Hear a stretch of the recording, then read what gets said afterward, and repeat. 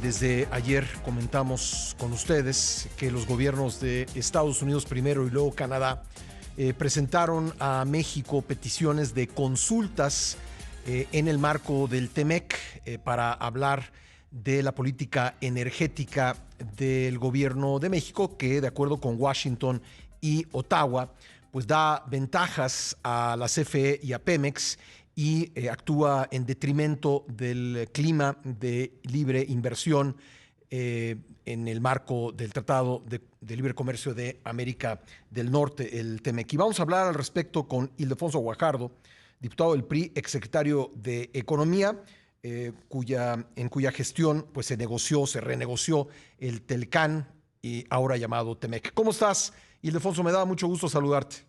Buenos días, Pascal. Qué gusto saludarte a ti también. Bueno, pues, ¿cómo ves las cosas en general? Hay quien dice que esto se pudo haber evitado, que hubo pues suficientes advertencias por parte de los gobiernos de Estados Unidos y Canadá y de las empresas respecto de la política energética de México, Ildefonso.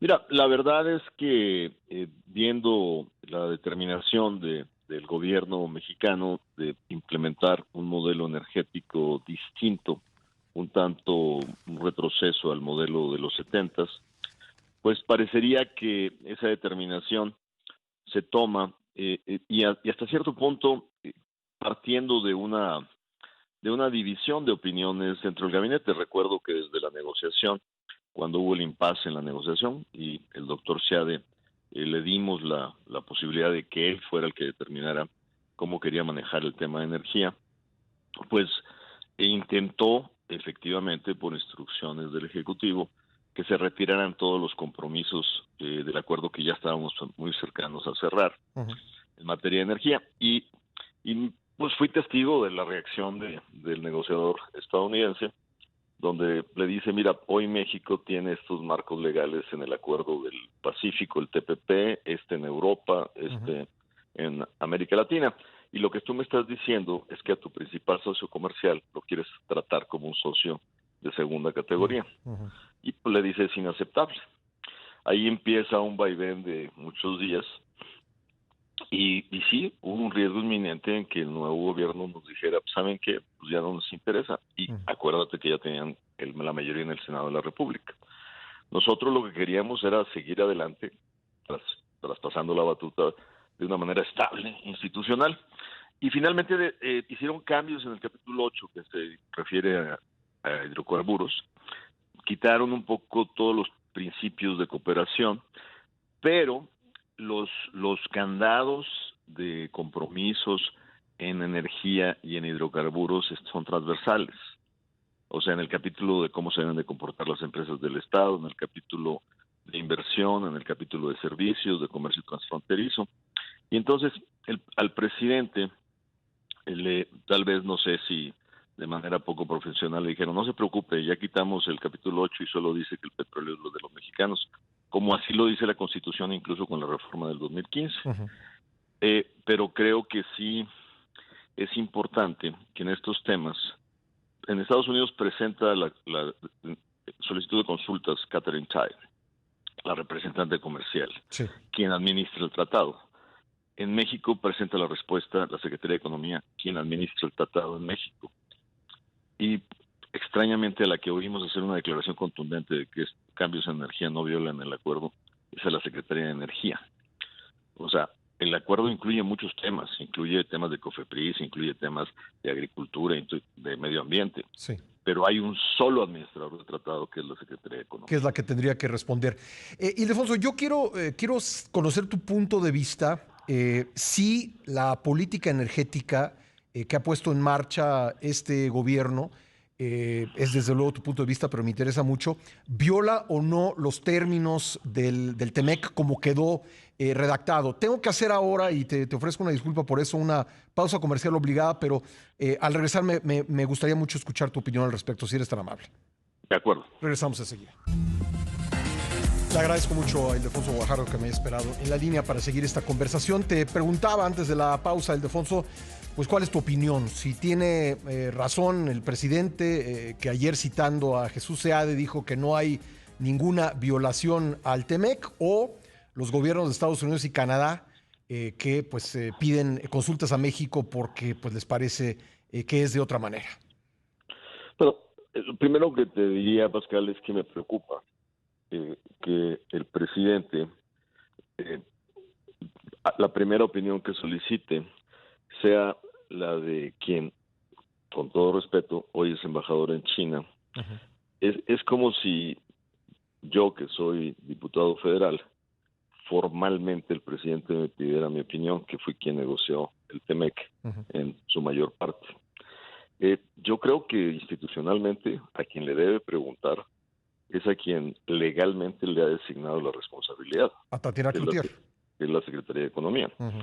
Entonces, con todo respeto, pues no es ni Ildefonso Guajardo, Uh-huh. ex negociador del TEMEC, ni Jesús Seade, ex negociador del attachment, de la adición que ellos negociaron Uh-huh. en términos laborales, sino es a Tatiana. Ahora, yo sé que tú tienes un equipo de investigación que investiguen las declaraciones de Jesús Seade el 27 de agosto en la embajada en Washington, cuando salimos de la Casa Blanca anunciando el acuerdo bilateral con Estados Unidos, Uh-huh. y cómo contestó específicamente Jesús a la pregunta sobre energía de un reportero. Uh-huh. Ahí dijo, miren, no se hagan bolas. En público y en privado el presidente López Obrador ha dicho que no pretende cambiar el marco energético que regula este país, Uh-huh. que fue lo que finalmente se reflejó en el acuerdo. Uh-huh. ¿Qué quiere decir esto? Te doy un ejemplo en el capítulo de cómo se comportan las empresas estatales. Las empresas estatales estamos comprometidos a que no pueden discriminar el gobierno para favorecerlas indebidamente. Por Uh-huh. ejemplo, les diste una extensión para que sigan contaminando con gasolinas contaminantes con bajo octanaje por 5 años más. Estaban obligadas a mejorar las gasolinas. Y le das el permiso para que Pemex tenga 5 años más para seguir produciendo gasolinas de bajo octanaje. Pero no le das esa autorización a los que importan gasolinas. O sea, a ellos sí les exiges gasolina de alto octanaje. Uh-huh. Entonces, ¿cómo está? O sea, por ser empresa del Estado, sí puedes seguir envenenando el aire y si no eres empresa del Estado, ya seas mexicano que importa gasolinas o inversiones extranjero, tú no lo puedes seguir contaminando.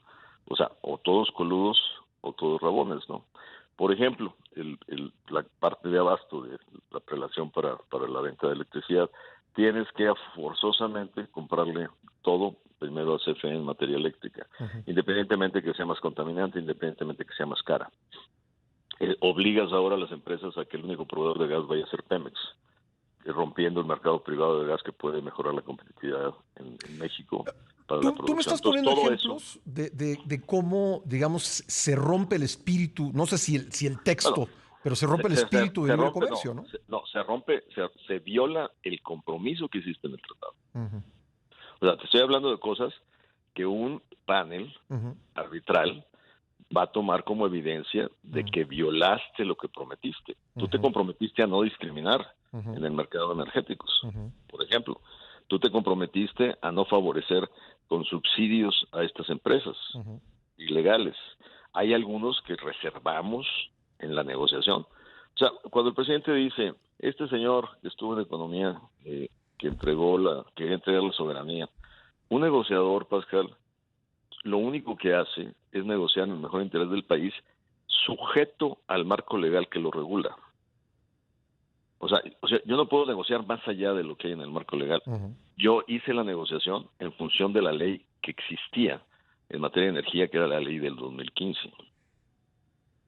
¿No? Sí. Y en ese sentido, además estaba consciente. ¿Cómo iba yo a imponer una visión sabiendo que había ganado un gobierno con una visión distinta? Uh-huh. Y a mí me interesaba que el tratado se aprobara en un Senado mayoritariamente de Morena. Sí. Pues obviamente esto fue de la mano, ¿no? Sí, es decir, lo que tú me estás diciendo es que tú no aprovechaste tu condición de negociador para imponer condiciones que violan, digamos, la visión del nuevo gobierno y la ley que estaba vigente en ese momento. Bueno, a ver, no que violen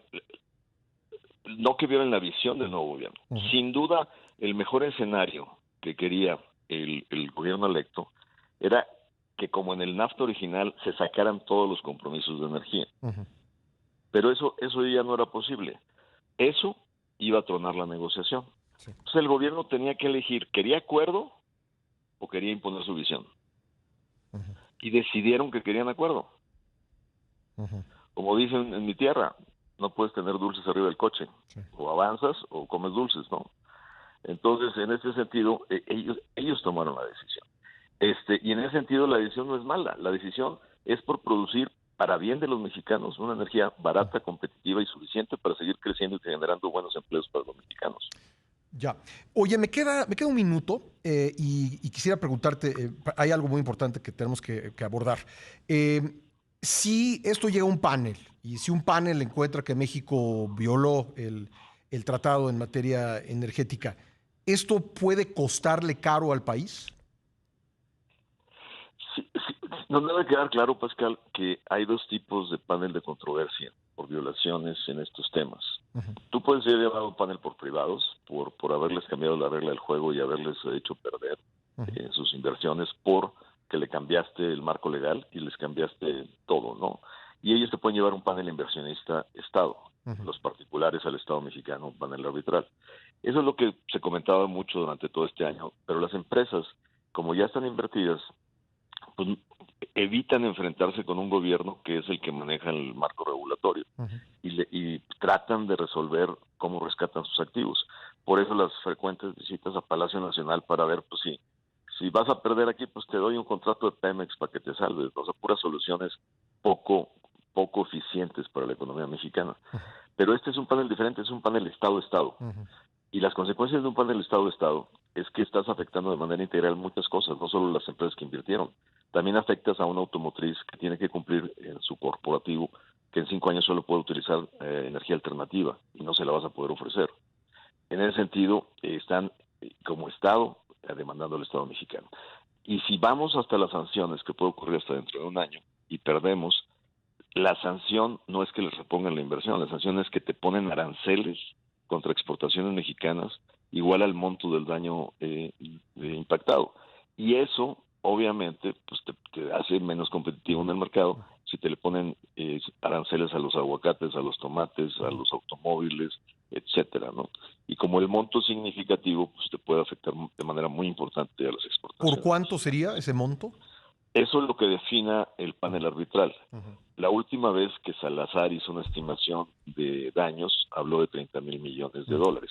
Ya. Para darte una referencia, 30,000 millones de dólares es enorme. Les da para parar o sea, para poner aranceles de exportaciones de tomate, que son 2,000 millones, de aguacate, que son como 3,000 millones, y ahí te comiste una sexta parte poniéndole aranceles a esos dos productos, y le puedes incluir lo que más te duela, azúcar, por ejemplo, que impacta en el terreno social de la caña.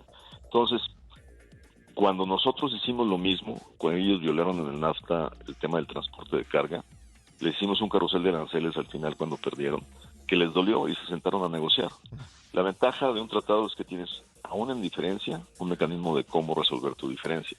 Esperemos que el gobierno con seriedad se ponga a analizar cuál es la mejor solución de esto. Pues Ildefonso, te agradezco mucho estos minutos para el programa. Gracias, Pascal. Buen día. Gracias, Ildefonso Guajardo, diputado federal del PRI y exsecretario de Economía, también ex negociador del tratado entre México, Estados Unidos y Canadá.